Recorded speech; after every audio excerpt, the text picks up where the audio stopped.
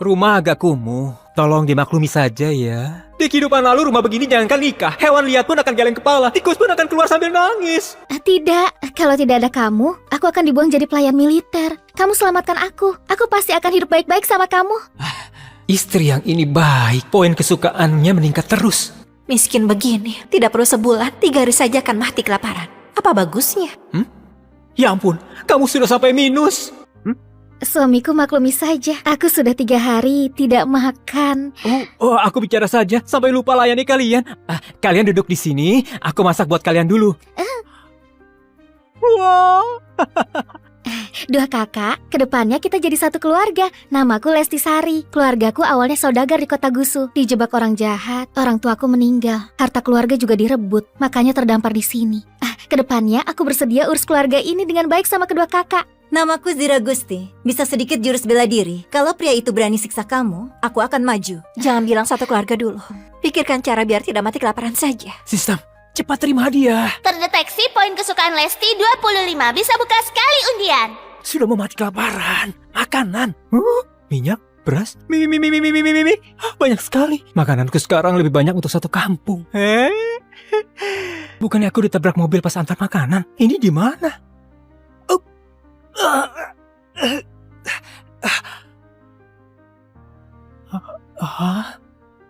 Aku tiba di dinasti Kina di zaman kuno. Pemilik tubuh pelajar miskin yang usia 3 tahun masih tidak lolos, masih mati kelaparan karena miskin. Awal buruk macam apa ini? Bagi istri! Bagi istri! Pak Arsah, kenapa diam saja? Bagi istri! Tidak ada istri lagi kalau telat, bisa diasingkan nanti. Bagi istri? Sekarang, dinasti kita lagi perang sama Hanuk. Dan perang makin sengit. Pasukan banyak yang terluka. Sesuai peraturan, pria yang belum nikah harus pilih satu istri. Dari prajurit wanita ini, perbanyak keturunan buat dinasti kita. Tambah populasi, keluar! Lumayan juga bisa pilih istri.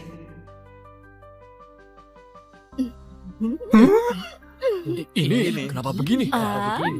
Kenapa begini? Bagaimana bawa pulang jadi istri? Masih mau cari nafkah buat dia?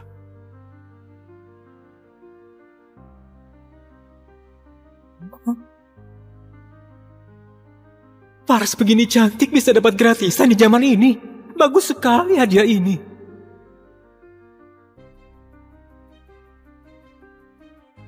Pak, aku mau yang ini putih. Rakyat jelata sialan, beraninya mendambakan aku, cari mati. Siapa yang bicara? Ini putih, cantik, dan tinggi. Kelihatan cantik, aku mau. Jelek sekali, jangan mendekat. Astaga, aku bisa dengar suara hati gadis cantik ini. Terdeteksi tuan yang cocok. Koneksi sistem kesukaan. Poin kesukaan Karin Hana 0. Zira Gusti poin kesukaan 1. Lesti Sari poin kesukaan 2. Poin kesukaan bertambah bisa dapat hadiah terus. Aku dapat sistem senjata andalan pelintas dimensi. Aku dapat sistem senjata andalan pelintas dimensi. Istana kasih kalian hadiah. Kalian harus balas budi. Dan perang makin sengit. Nikahi satu istri. Harus kasih 25 kilo pangan. Aku sendiri masih kelaparan. Pangan sebanyak itu dapat dari mana? Tidak mau, tidak mau. Aku juga tidak mau. Semua tidak boleh pergi. Sesuai aturan, pria yang belum nikah harus nikahi satu istri. Kalau tidak, harus dibawa pergi ke medan perang. Bagaimana bisa begini? Dibawa ke medan perang itu cuma bisa mati. Tidak ada istri harus ke medan perang. Atas waktu 15 menit. Mulai pilih dari sekarang. Aku keturunan keluarga jenderal, malah dipilih begini seperti gadis di rumah bordil. Aku pilih dia. Badan besar, pasti pandai kerja. Ayo sayang. Kamu kurus sekali. Aku tidak mau kamu. Nah ini bagus, cukup kuat. Ini pilih istri atau teman? Apa berani dicium? Kenapa diam saja? Kamu, kesini. Cepat pilih.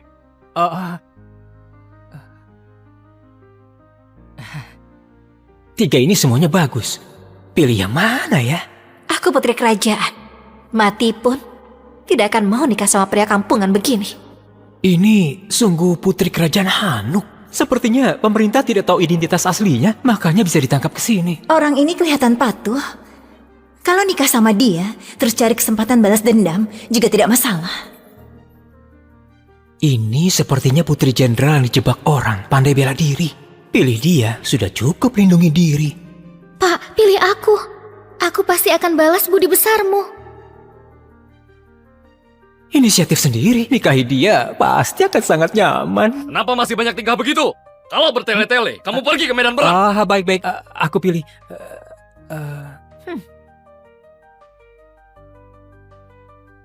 Peringatan, tinggalkan orang yang ada perasaan suka. Tuan akan langsung mati. Kehidupan lalu saja aku tidak berani cari pacar. Datang ke sini harus nikahi semua. Aku mau semua. Apa? Kamu mau semua? Tidak takut mati ya? Serius? Masih mau. Aku saja tidak mau pilih. Dia pilih begitu banyak. Kamu bawa pergi semua. Nanti malam aku main apa? Kita pilih satu saja karena dipaksa. Anak ini malah langsung pilih 3. Lihat dia nanti. Bagaimana kumpulkan pangan. 3 gadis ini. Kurus sekali. Pasti tidak bisa kerja apa-apa. Arsa tunggu mati kelaparan saja. Lahir di zaman kacau begini, bisa bertemu orang baik itu keberuntunganku. Memang orang bertanggung jawab. Pria hidung belang. Sudah genit masih begitu sok mulia. Setelah aku kembali ke Hanuk, lihat bagaimana aku kasih kamu pelajaran. Kamu berlaga sekali. Harus diajarin baik-baik. Anak muda, aku bulan depan datang kumpulkan pangan. Kalau kamu tidak kumpulkan, aku akan habisi kamu sesuai hukuman. Sudahlah, ayo pulang. Untung sekali. Sayang, sekarang ayo pulang. Arsa, kamu langsung pilih 3. Tubuhmu mampu tidak? Kamu 3 istri. 1 bulan harus kumpulkan 75 kilo pangan. Kamu mampu tidak? Jangan sampai nanti libatkan keluarga Wira. Namanya Hardi Wira, sangat bajingan. Dulu dia yang ngerebut uang penyelamat pemilik tubuh ini. Akhirnya sampai mati kesakitan. Aku sudah jadi pemilik tubuh ini sekarang. Harus buat bajingan ini dapat akibatnya. Aku bicara sama kamu. Kamu tuli? Hah? Heh? Hah?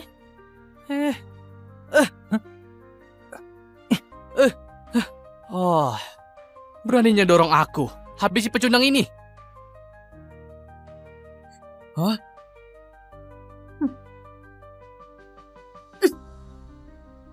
Jangan sembarangan. Jangan sembarangan. Oh, gadis cantik. Kamu ini belum menikah. Sudah berani bela dia. Dengar ya. Orang yang mau kamu nikahi ini cuma pecundang saja. Biasanya sama sekali tidak berani bernapas di depanku. Aku suruh lewat bawah selangkanganku pun dia tidak berani tolak. Sepertinya hari ini karena ada kalian bertiga. Makanya so berani begini. Pecundang, sinilah. Kamu berlutut. Jangan sembunyi di belakang wanita. Sepertinya pria ini memang pengecut. Mana pantas jadi suamiku. Istriku. Tidak apa-apa. Bantu aku ya, oke? Hei, pengawal tadi juga sudah bilang, perbanyak keturunan demi dinasti. Ini adalah titah kaisar. Hei, kamu berani bantah kaisar? Aku... Pak, habisi dia. Bukan begitu. Gak begitu maksudnya. Aku... Cari mati. Berani bantah titah kaisar. Habisi semua. Aku tidak berani. Aku tadi cuma bercanda sama dia saja.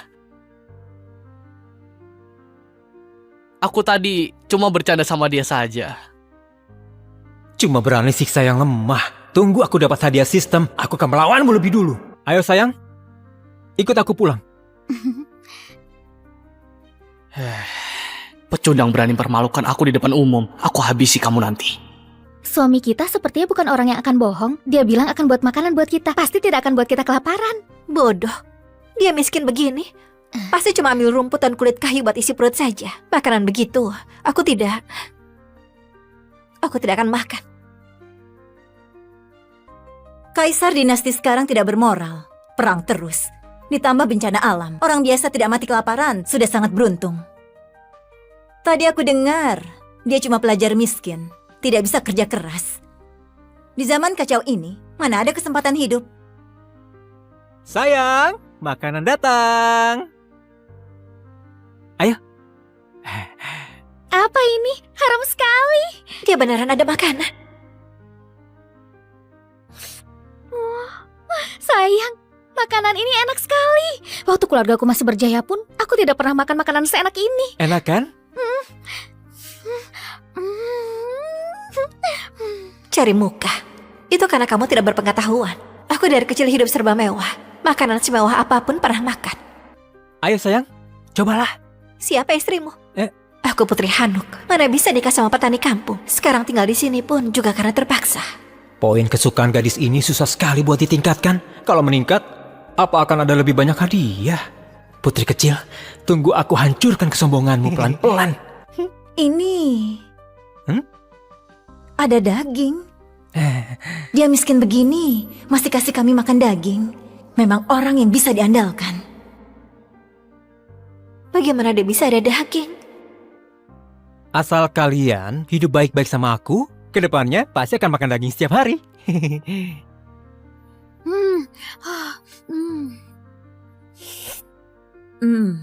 Apa ini beneran seenak itu?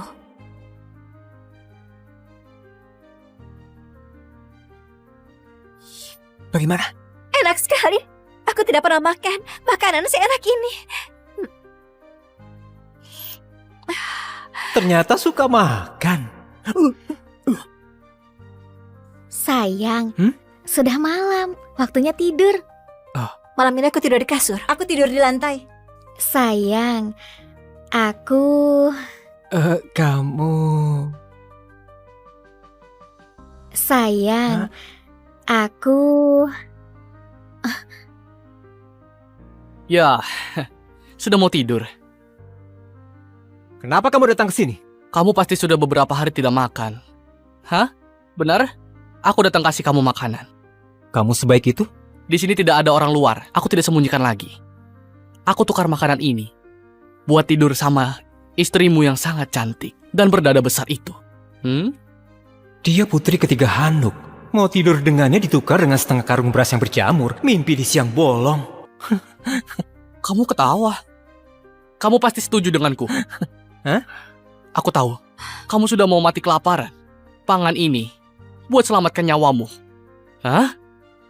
Setengah karung beras cukup 3 orang makan sebulan. Kamu dan Arsa cuma kenal sehari. Lagian, kamu juga tidak begitu suka dia, seperti Lesti. Dia pilih apa juga tidak perlu dibicarakan. Dinodai orang begitu, lebih baik aku mati saja. Tidak perlu terima kasih. Tenang saja. Aku pasti akan sangat lembut. Istriku, ayo ikut aku pergi. Jangan ke sini. Dibandingkan bajingan ini, Arsa termasuk pria baik. Sayangnya, aku sama sekali tidak berbudi sama dia. Masih hina dia di dalam hati. Dia buang aku juga masih wajar. Mungkin ini takdirku. Hei!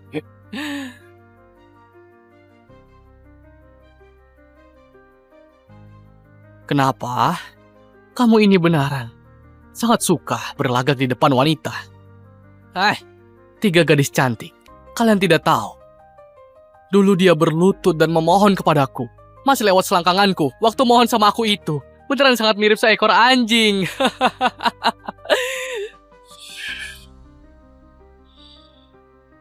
Oh, dikasih hati minta jantung. Ayo, coba saja hajar aku. Ayo pukul aku sekarang juga.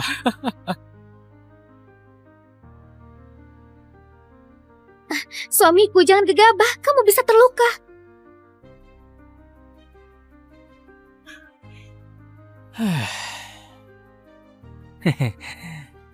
Tadi kamu mau sentuh istriku ya? Ya. Hah? Brengsek!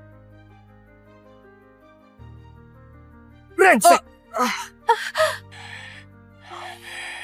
Suamiku keren sekali. Aku jatuh cinta sama dia. Arsa kasih kami makan mie instan enak. Mana bisa dibandingkan sama beras berjamur. Arsa, kamu mempermainkan aku. Kenapa kalau permainkan kamu? Mereka bertiga ini istriku. Aku tentu akan lindungi mereka. Kamu siapa? Pergi! Bajingan, tidak mau bicara baik-baik. Jangan salahkan aku berhati kejam. Erik! Wah, bajingan ini panggil orang. Pecundang seperti kamu mau nikahi 3 gadis cantik ini. Biar aku bantu kamu nikmati saja. Maju, aku lihat siapa yang akan melindungimu.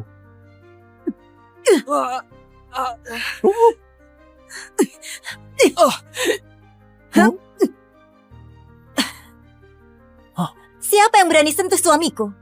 Istriku, kamu keren sekali. Ampun pendekar, aku tidak berani lagi, tidak berani lagi.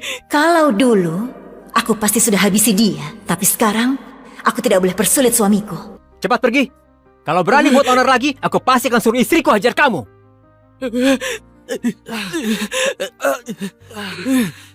Arsa, kamu tunggu saja. Kakak kandungku, pengawal di balai kota. Kamu sudah buat masalah. Kamu akan mampus. Ayo, bicara di depan istriku.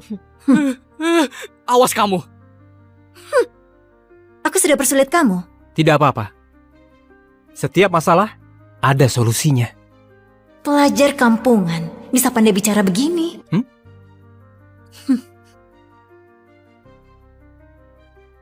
Kebahagiaan ini datang mendadak sekali. Harus cepat tingkatkan poin kesukaannya. Tukar hadiah baru bisa lindungi diri di zaman kacau ini. Sudah malam. Sayang, ayo. Cepat istirahat. Malam ini kami bertiga tidur di kasur. Kamu tidur di lantai. Kalau kamu berani buat macam-macam, aku suruh Zira habisi kamu. Kamu tadi juga sudah lihat dia seberapa hebat kan? Jaga 3 istri yang begitu cantik. Bisa lihat tidak bisa dinikmati. Perjuangan belum selesai. Harus tetap berusaha. Tenang saja. Aku, pria sejati. Tidurlah.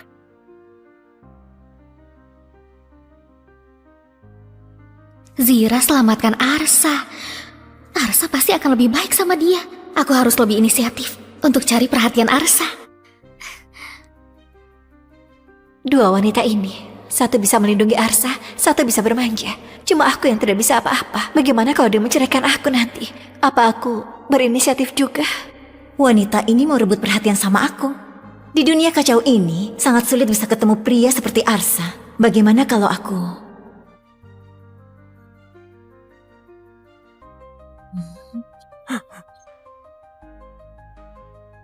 Sayang, hari ini hari pernikahan kita.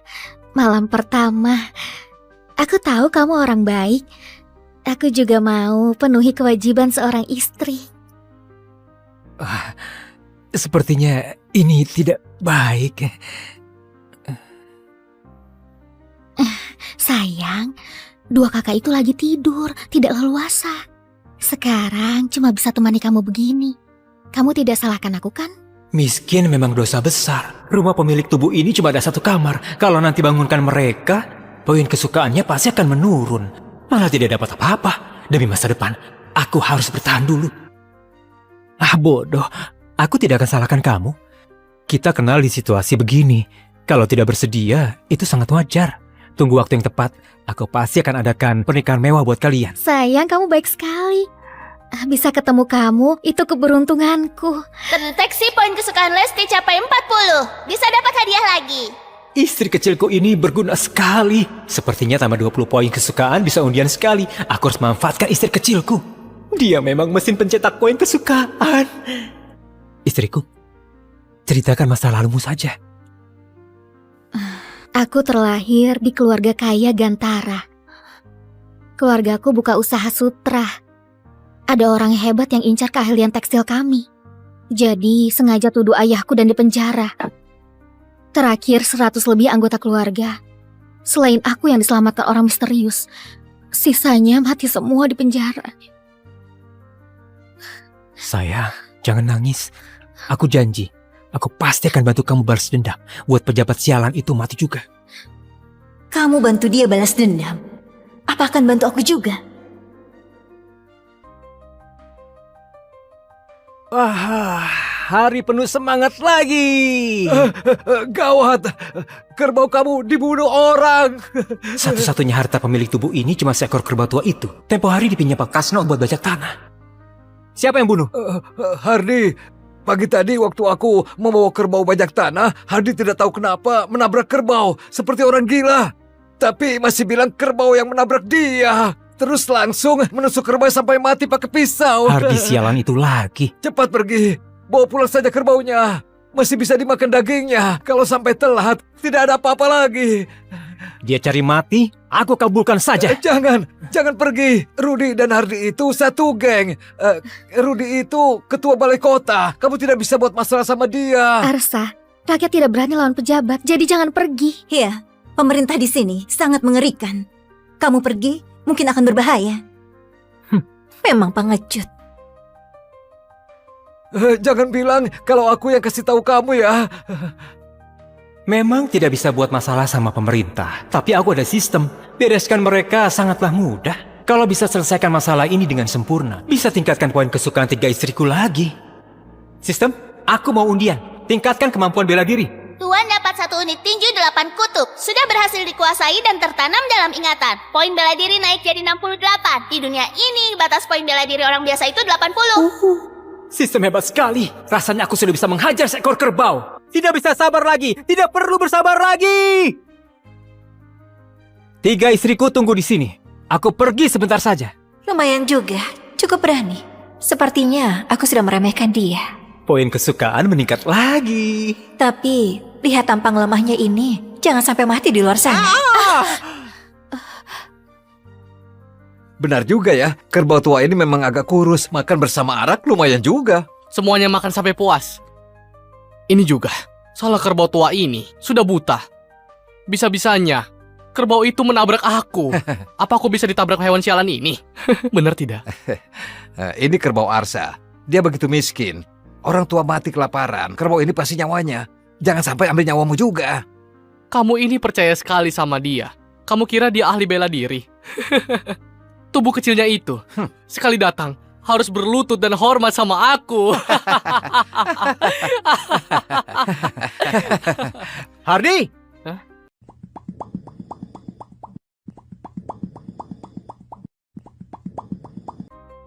还可以。大哥，我来一个。看看，一边儿去！没看过我们在检测力量，等会儿打到你这软的，可别在那哇哇叫。好了，今天就到这儿，大家都先回去吧。娟姐，今天怎么这么早就要拿来走？等会我有点事情要交代。不知道我的权力最近有下降。恭喜您打破最高纪录！哎，杜哥，你快看，99999，这怎么可能啊？冤家，测力机。先坐，大家都跟了我这么多年，有什么话我也不藏着掖着。今天这顿饭是散伙饭，吃完这顿饭大家就各奔东西吧。冤姐，什么意思啊？你要赶我们走？是啊，冤姐，是不是俱乐部营收上出了什么问题？要是现在账上没有钱的话，我们几个可以先不拿工资的，散伙饭是就算。乌鸦来南城，我们是他的下一个目标。正在全国到处踢馆那个乌鸦，我记得他曾经放话要踢遍全国的拳馆，现在已经成功踢馆99家了，而且无一败绩。没错，按照南省的规矩，如果被人踢馆成功，那我们俱乐部只能解散。而我们俱乐部又不具备和他对抗的能力，所以冤姐，咱们不怕他，我还就真不信了，他乌鸦一个人真能把我们所有人都打败。是啊，冤姐，咱没必要长他人志气，灭自己人为防。再怎么说，我和杜哥也是俱乐部的主力啊，大大小小的赛事也参加过不少，拿了不少奖，我就不信咱们干不过他。是啊，袁姐，你放心吧，我们几个就算拼了这条命，也不能让他踢馆成功的。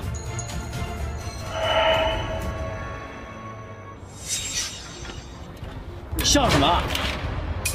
没听到冤姐说乌鸦来踢馆？裴凤，你怎么笑得出来？你还有没有良心？裴凤，你有没有良心？只吃个饭而已，没什么悲事。人家都快打到你脸上了，你怎么还有心思吃饭？怎么，你就这么希望俱乐部被解散？是啊，裴凤，你来俱乐部也有阵日子了，是现在大家遇到了困难，你不帮忙想办法解决就算了，怎么还真想这顿饭是散伙饭呀？你们两个够了。冤姐，我们裴峰说的没错，吃顿饭有什么影响？你不用理会他们。吃完这顿饭，我们好聚好散。大家这些年也辛苦了，走的时候我会给大家一笔遣散费。功能费。袁姐，我去看看他啊，你有事再叫我。出去之后，你要是还想偷学一些武术的话，就去鸿福拳王俱乐部，他们负责人欠我一个人情。到时候，你把这个推荐信拿给他看，他自然会收留你。袁姐，首先感谢您一直对我的帮助，我明白，先吃饭吧。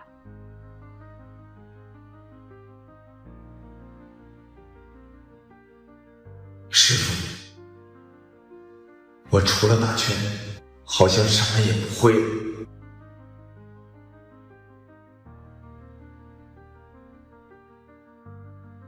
你叫什么名字？要不要去姐的俱乐部管饭？娟姐，其实我是科管。拳馆的人呢？都死哪儿去了？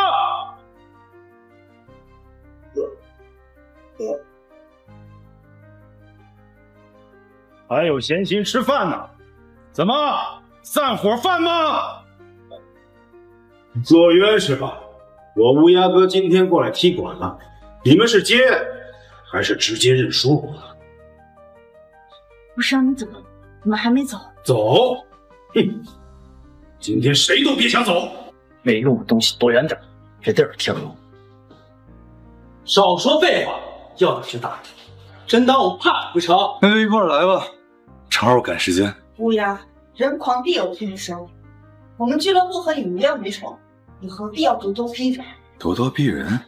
没有啊，我只是早就听说洛小姐风华绝代，想跟你切磋切磋。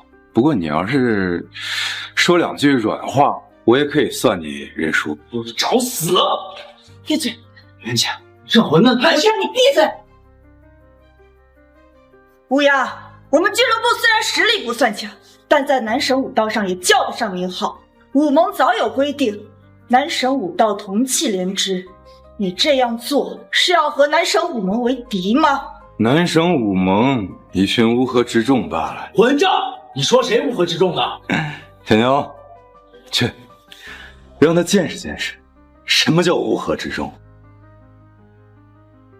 小子，上台领死吧！海风，你干什么？是他们，害死我爸的人是他们。来，小爷还怕不成？杜康，回来！袁姐，怕能做什么？杜哥实力那么强劲，咱们不需要怕。没错，袁姐，照我看，这个什么乌鸦也就是浪得虚名罢了。杜大哥从小就练习形意拳，很速度，那个大块头就算再厉害也比不过他。杜大哥赢定。他们没你们想的那么简单。你懂屁！你就是个扫地，这有你说话的份。够了！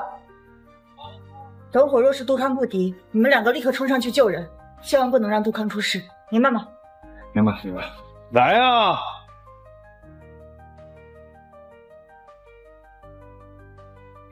怎么可能？已经出全力了呀！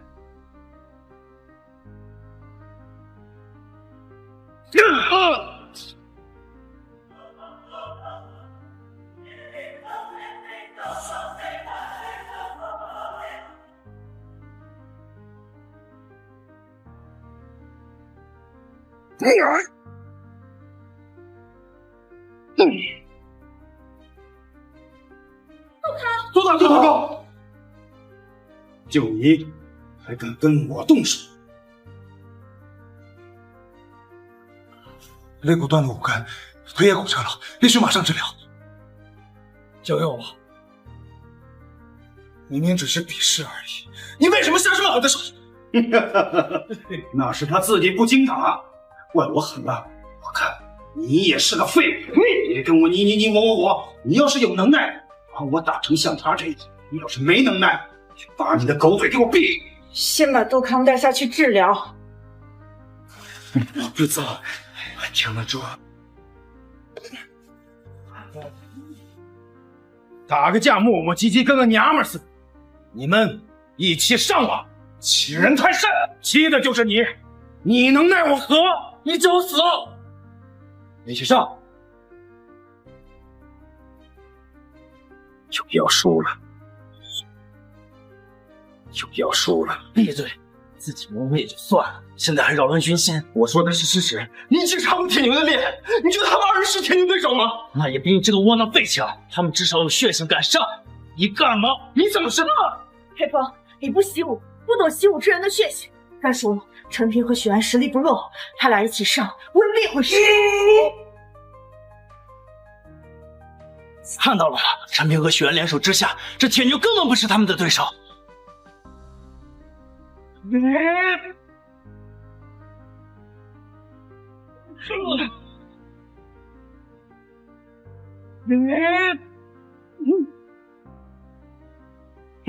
不怕，快分手！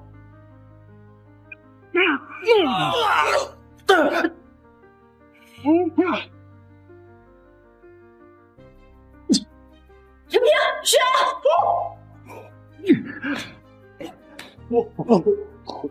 馆长，我跟你拼了！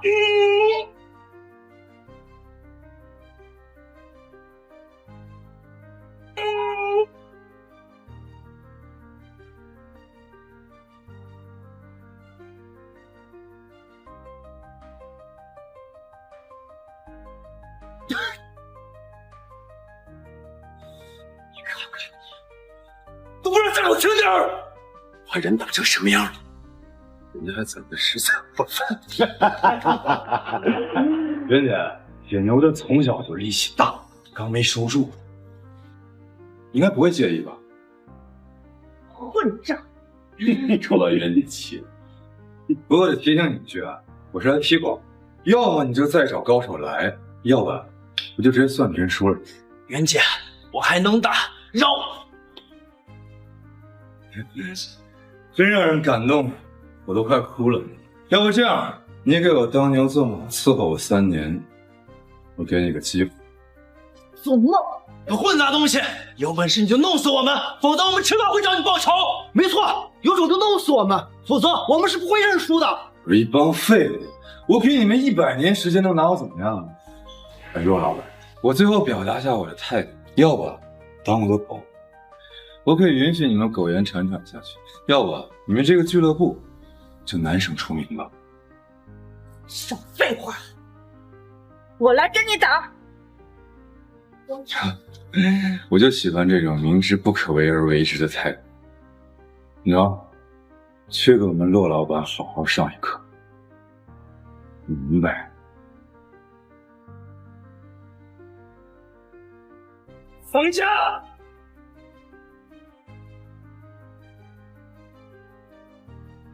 等一下！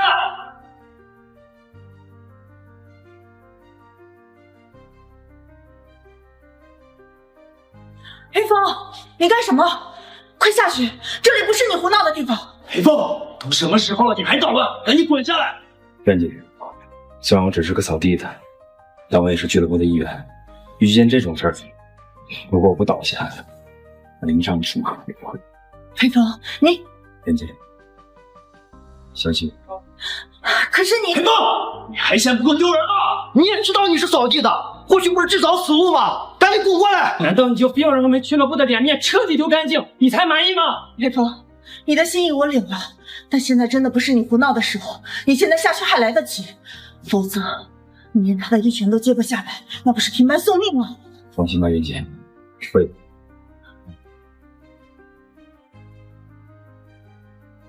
我来会会你，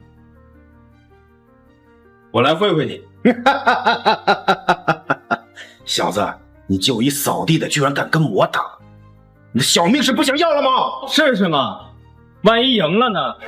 万一，万一，就凭你也想赢老子？你是脑子进水了吗？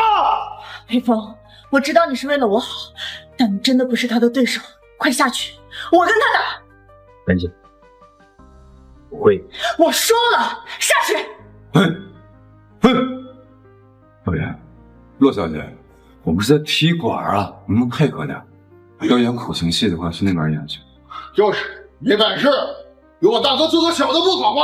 不仅可以保留俱乐部，还可企业，我乌鸦队的威猛。敢亵渎渊姐，你找死！黑凤，你他娘的就是个白眼狼！渊姐平日里对你有多好，你自己不知道吗？你知不知道你这样不仅保护不了渊姐，还会让我们都成为笑柄？你们都给我闭嘴！黑风，不要逞强，现在你还有退路。陆渊，我的忍耐是有限的，要是不敢打，就赶紧关门停业；要是想到最后的垂死挣扎，就别磨叽啊！袁姐，袁姐，放心吧，你先交给我。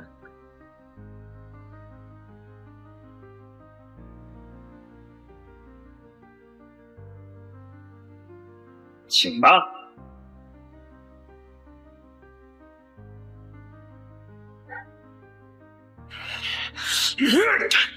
好快，他刚才竟然还隐藏了实力。完了，李峰那小子要死了！臭小子，你只会躲吗？有种正面接老子一拳！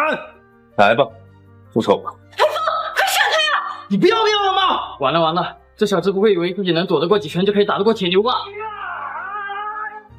我想好了，我要去上大学。太好！你之前说的把读书名额让给表弟，老师啊，还为你感到不值。这可是国内最好的学校，怎么能为了娶苏运仪而放弃了自己的前途？你终于开窍了！我不去学文，我要去国防大学的解密专业。国防大学的解密专业，解密专业情况极为特殊，必须清除身份，隐姓埋名。你跟家里商量过吗？不用商量，我可以自己做主。就是因为报恩，从小到大，所有的好东西都被父母要求让给表弟。这次为了抢走我的读书名额，父母逼迫我，就连我的未婚妻苏运仪都愿意用领证的条件来换表弟的前途。这一次，我不会再让家人，我也不要了。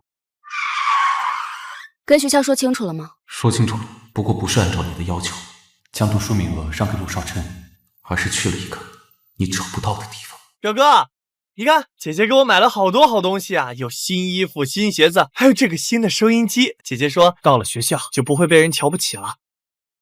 这是奶奶留给我的礼物，也是我送给苏运仪的定情信物。苏运仪竟然能把这么重要的东西送给陆少琛，少琛喜欢，我就送给他了。反正都不是什么值钱的玩意，等我给你领证以后，给你买更好。我视而珍宝的东西，在你手上微不足道。你不爱我，所以不会珍惜。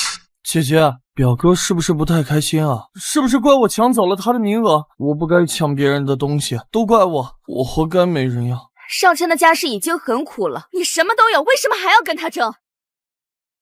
少琛乖啊，他的名额肯定是你的，不会有人跟你争的啊！为了报恩，我已经把一切都给了陆少琛，难道非要我把命也给他才行吗？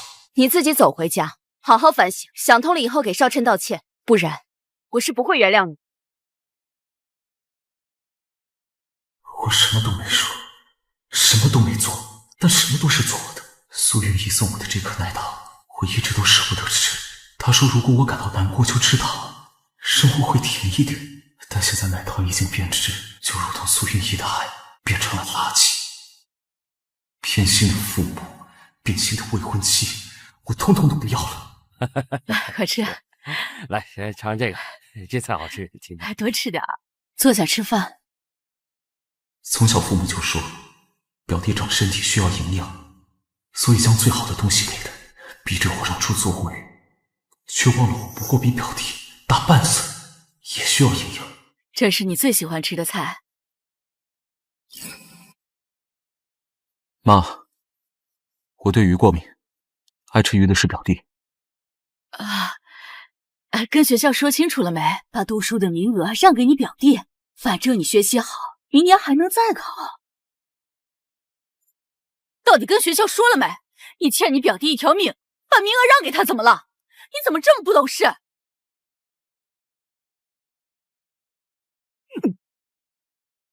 我怎么生出来你这么个不懂感恩的儿子？你要是没把学校的事给我处理好了，就滚出这个家！我没你这样的儿子。就因为小姨夫救了我，我变得一直忍让，从刚开始的玩具、衣服，到父母的疼爱，就连未婚妻都不要我了。如果可以选择，我宁愿当时被淹死。大姨、大姨夫，你们不要这样对表哥，我看着难受。可能我就不是读书的命吧，不怪表哥。没事啊，姨夫呀，让你表哥把读书的名额让给你。等你拿到读书名额了，姨妈带你去买礼物。你不是想买块表吗？姨妈给你买。表哥，我真的不是故意要抢你的东西，如果你不开心，我马上就离开。满意了吧你？啊！现在你把家里搞得是鸡飞狗跳，赶紧的给少琛道歉。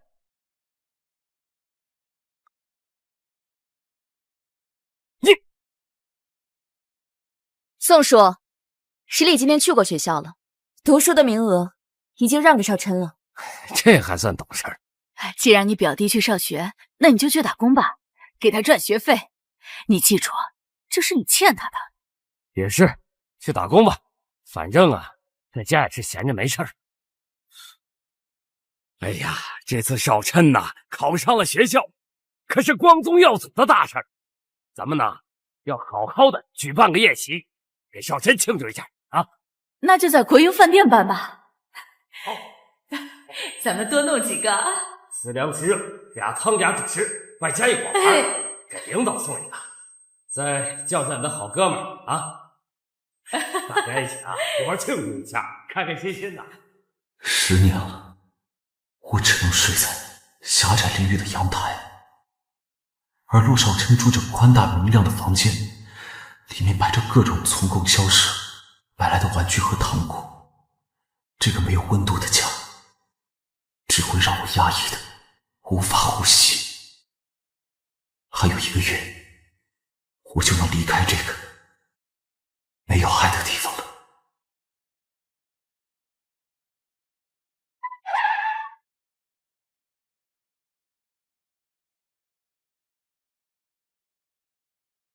说，十里，听说你考上了，不错呀。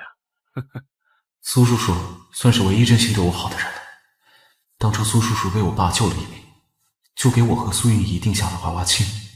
现在看来，我是让苏叔叔失望了。十里说他不想读书，把读书的名额留给了少琛。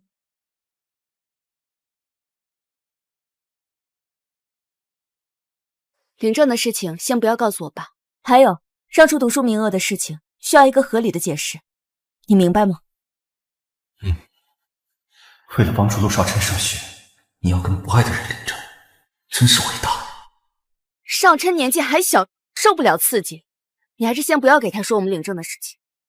还有，让你给他道歉，为什么到现在都没有表示？我没错，我为什么要道歉？少琛马上就要去报到了，你给他一些粮票和布票，就当是给他的道歉和祝福啊。你觉得我身上会有票吗？有你和我爸妈的宠爱，他会缺这点东西吗？你放心，我既然答应了要跟你领证，就绝对不会食言。姐姐，你真的要嫁给表哥吗？不是的，不是的。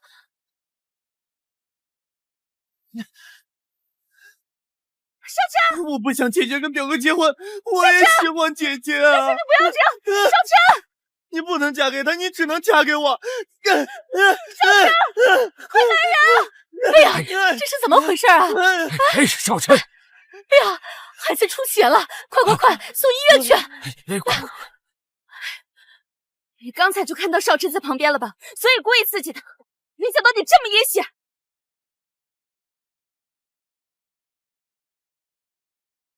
陆少琛那点小把戏，其实稍微用心就能看到，但是却没有人愿意去想，哪怕一刻。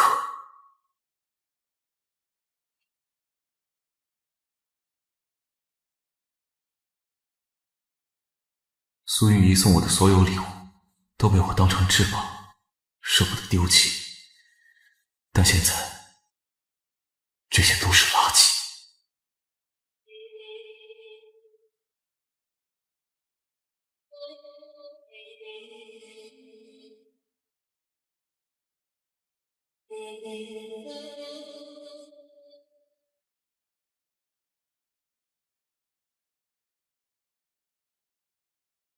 这不是我送你的礼物吗？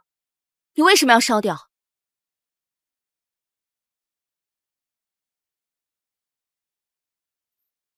为什么我会感觉苏世离要离我而去？礼物发霉了，所以就烧了。烧了也好，反正这些东西也不值钱。我们领证以后，我给你买更好的。我们不会领证，也没有以后。父母偏爱时，苏韵仪在乎时，这一切都与我无关了。除了我之外，石里没有其他选择，他不可能离开我的。刚才的担忧，应该是自己多想。你不要整天板着个脸。少琛失去父母，有抑郁症，不能再受刺激了。你什么都有，为什么要跟他争啊？那你告诉我，我有什么呢？有你爸妈还有我呀。少琛在医院现在很痛苦，你去给他道个歉吧。他有我爸妈的陪伴，还有你的照顾，周围还有一队医护人员，你觉得还需要我去吗？你怎么连这点同情心都没有？少琛的抑郁症就是你害的。不管怎么样，你身为哥哥，必须大度点。看来你到现在还没有意识到自己的问题，还是我太惯着你了。宋十里，别说我没给你机会，你要是不去道歉，我们的婚事就缓缓吧。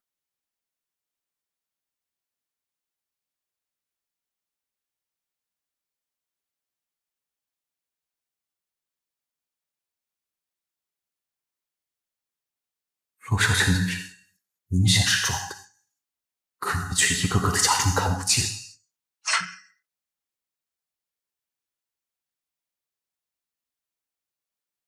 石里，你把韵仪让出来，少琛也喜欢他，在医院闹自杀，你是哥哥，应该大度点儿。妈，我是你的亲生儿子，你一直说让着骆少琛，我答应了，这些年我让的还少吗？家里任何新的东西，餐桌上的肉，过年的新衣服，我的房间，我哪样不让给他了？书我也不去读，现在你连苏韵仪也要让我上，是不是他说要我命的话，还要我把我的心挖出来呀？爸，到底谁才是你的亲生儿子？闭嘴！那是你表弟，因为你少了爸爸，你拥有的还不够多吗？你爸果然说的对，你是不懂感恩的人。这一次你不让也得让，否则就不是我的儿子。你呀！原来在爸妈的眼中，我自己过得这么幸福，比骆少琛拥有的多得多。宋十里，少琛现在精神状况很差，我们的领证延迟吧。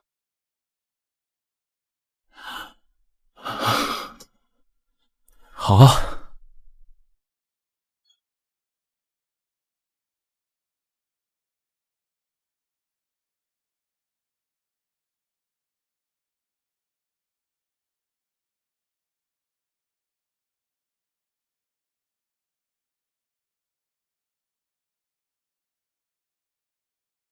为什么？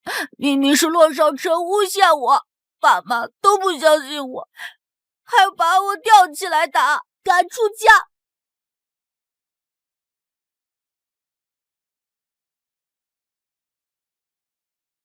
跟我回家吧。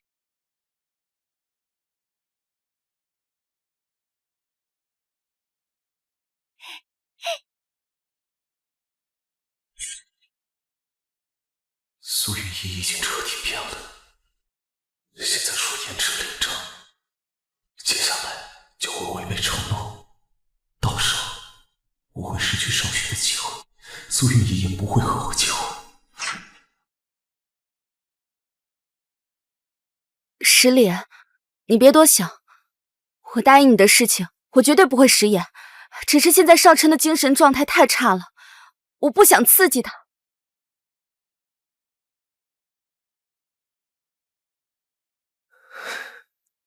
姐姐，你还记得11岁那年，在梧桐树下，你答应过我什么吗？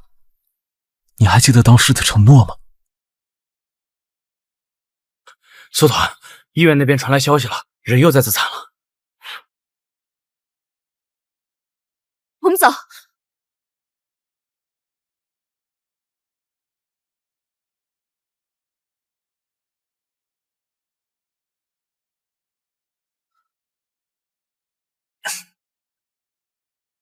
曾经苏韵仪说喜欢有艺术气息的男孩，于是我故意留长头发。现在我只为自己而活，以后要去国防大学锻炼身体，也能体现事业。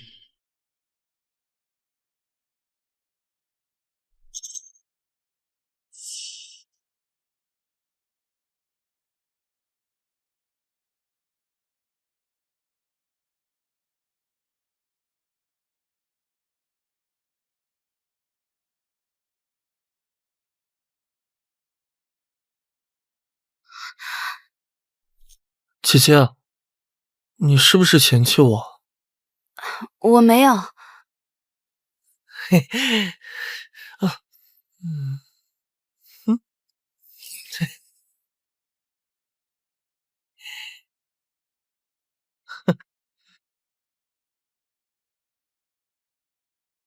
你先慢慢练，我去喝口水啊。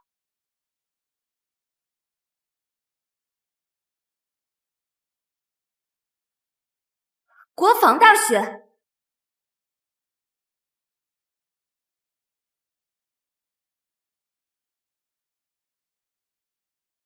国防大学。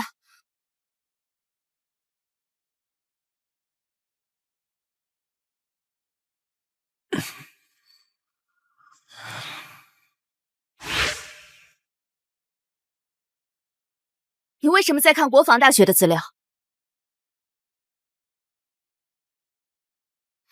你说啊！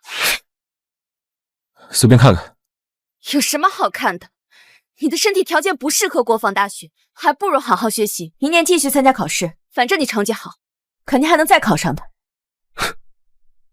你觉得我还有机会吗？爸妈要求我过完暑假就去打工赚钱，供表弟读书。你觉得我还有时间学习吗？你放心，我不会让你出去打工的。钱的事情你不用操心，我已经攒够一笔钱，足够让少琛出去读书的。苏云逸，你不但比我让出读书名额，连学费都早早准备好。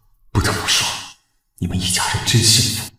只要洛少琛一闹，爸妈肯定会逼着我去打工赚钱，而苏云逸也会像之前一样保持沉默。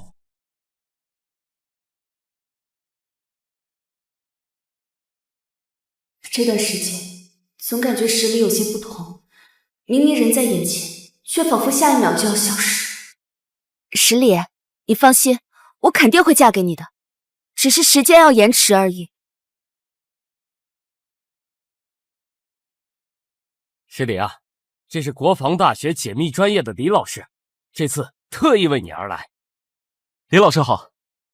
十里同学吧，我们国防大学解密专业很特殊，属于提前批，所以不需要走正常流程，也没有通知书，是由国防大学的老师亲自接送。那我们现在就可以出发吗？我这次除了接你，还有其他任务。下周一我会来接你，直接去训练基地。好，谢谢李老师。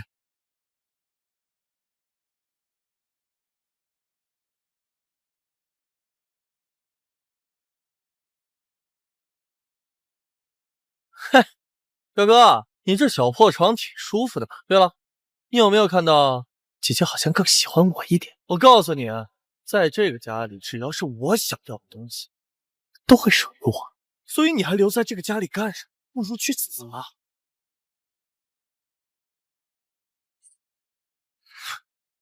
表哥，我的好表哥啊，你说待会儿你要把我推下去，他们会想起谁啊？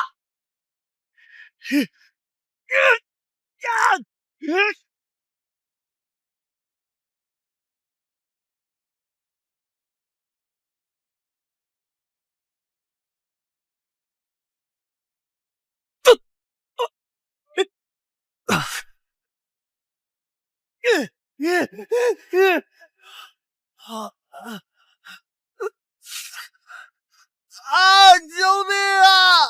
别杀我！救命啊！哎，快起来来！哎呀，慢点慢点！还行，你怎么能这么对少琛呢？啊！没想到你心里这么的凶险，因为妒忌你就想害人是吧？啊！别坏分子，还有可恶！我没有你这样的儿子。老宋，孩子这头上流血了，你看，少琛，你挺住，阿姨带你去医院啊。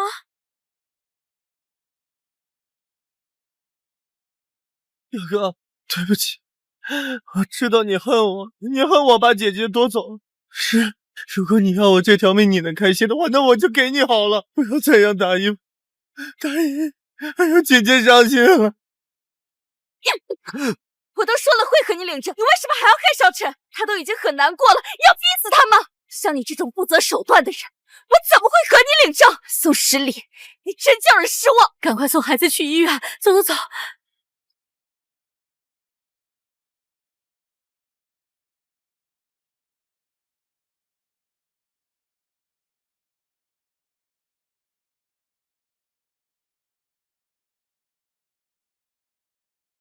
宋时林，你赶紧给我跪下来给少臣道歉！如果少臣没有原谅你的话，你就不是我儿子。明明是罗少臣心寒，我却要被逼着跪下道歉。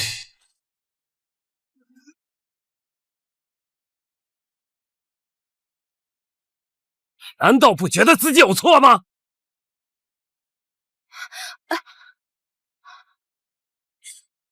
我看你现在的样子也不适合跟我领证，要不是少臣命大，他早就被你摔死了。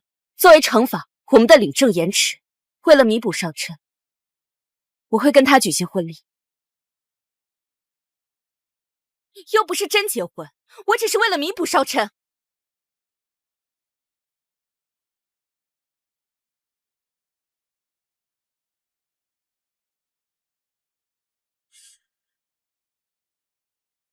那就恭喜你了，表弟，还有表弟妹。说完了吗？没事的话，我就先回去休息了。表哥，我跟姐姐的婚礼你会来吗？虽然是假的，但我真的很希望得到你的祝福。放心吧，他不想来的话，我就算是绑，也要把他绑回来。犯过的错，就得需要付出代价。你要是不来，就滚出这个家！我的心怎么这么不安？十里是因为嫉妒而失去自我，我只是不想让他继续再错下去。这次十里如果能吸取教训，说不定还有救。等办完婚礼，我再跟他好好谈谈吧。老伴儿，晚上弄个补鸡汤，好好补补。好，补。在你们眼中，我无比在乎这个家，也无比爱苏云逸，天大地大，没有我的容身之处。所以你们有恃无恐，还有3天，我就可以离开了。爸妈，苏云逸，我不要你们了。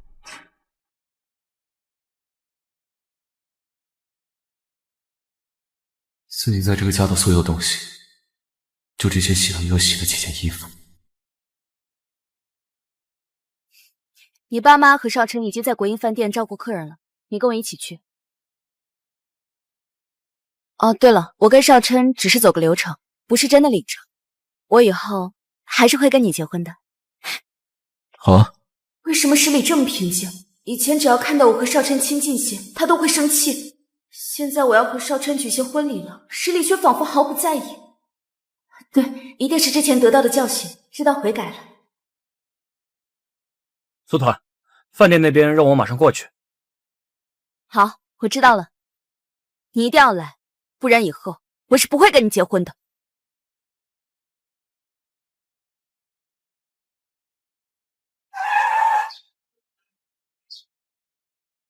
十里同学，准备好了吗？准备好了。我和家人告个别。不需要了。哎呀，咱们孩子长得真帅啊！哎，真精神啊！哎呀，你看，一家人真是般配。